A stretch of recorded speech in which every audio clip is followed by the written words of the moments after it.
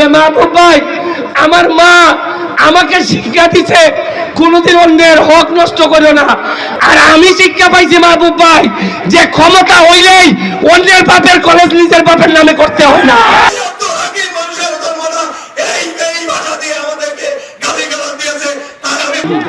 আমি আজকে আমার এই নির্বাচনী শেষ আজকে প্রচারণা আমার। আমি 1.5 মাস আপনাদের দ্বারে দ্বারে ঘুরে বেড়াইছি।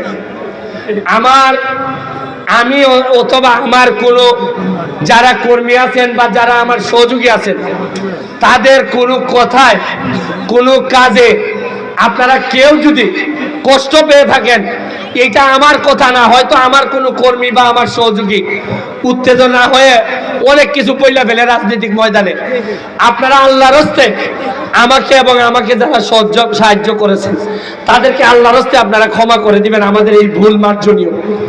আমি আপনাদের দেখেন, এই প্রচারণায় আমি একটা এতিম ছেলে, আমি একা একা একটা সিস্টেমের বিরুদ্ধে ফাইট করছি।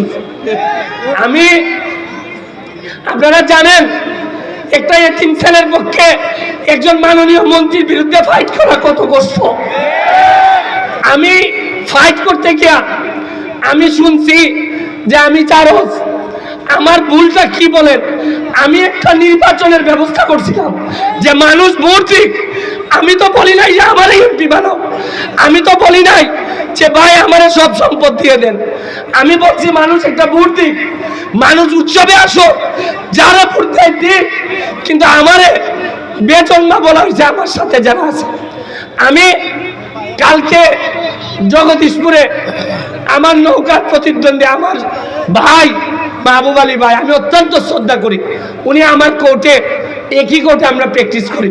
উনার জানাজায় আমি থাকবো, আমি আগে বললে আমার জানাজায় উনি থাকবে, আমাদের মধ্যে কোনো সমস্যা নাই। কিন্তু কালকে উনি আমার একটা কথা বলছে জগদীশপুরে, বলছে আমার বাবা মা নাকি আমারে কোনো শিক্ষা দেয় নাই, আমারে কুশিক্ষা দিছে, আর আমি নাকি নিচু মানসিকতার লোক।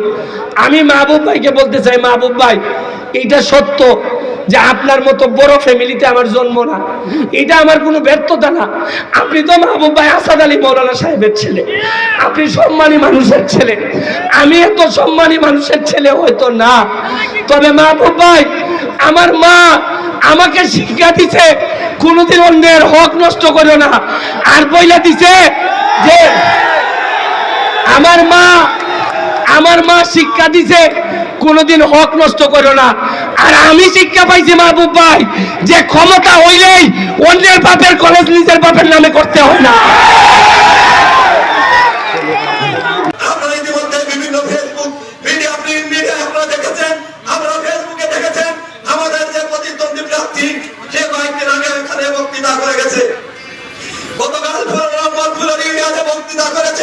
সেখানে কি বক্তৃতা দিয়েছে সেটা আপনাদের আমার পিতৃতুল্য বাবার মতো যারা আছে, আমার বড় ভাই যারা আছেন, আমার ছেলের ছোট ভাই যারা আছেন, তাদের কাছে আমি এই দাবিটা রেখে গেলাম, এই বিচার আপনাদের কাছে দিয়ে গেলাম। এই বিচার শুধু আপনারাই দেখবেন, আপনারাই করবেন। সেখানে আমার বাবা তুলে সেখানে গালি গালাজ করা হয়েছে, যে শিক্ষা করে দেব আমার বাবা আমাকে কখনো শিখায়নি। আমার বাবার নাম ধরে সেখানে গালি গিলেজ দিয়ে বলা হয়েছে ওই স্বামী মোল্লা মানুষের জন্ম না, ওই আব্দুল হাকিম মানুষের জন্ম না। এই ভাষা দিয়ে আমাদেরকে গালি গালাজ দিয়েছে। তাই আমি বলতে চাই, আমরা তাদেরকে কোনো ভাষা ব্যবহার করতে চাই না। আমাদের বাবা, আমাদের পিতা, আমাদের রাজনৈতিক ভাই বাবা আমার বাবা আদর্শ শিখেছে, আদর্শকে ধারণ করে আমাদের মুখে এরকম ভাষা কখনোই ব্যবহার করার সুযোগ নেই। তিনি তার বক্তৃতায় বলেছেন, আমার বাবা 14 গোষ্ঠী উদ্ধার করে বলেছেন।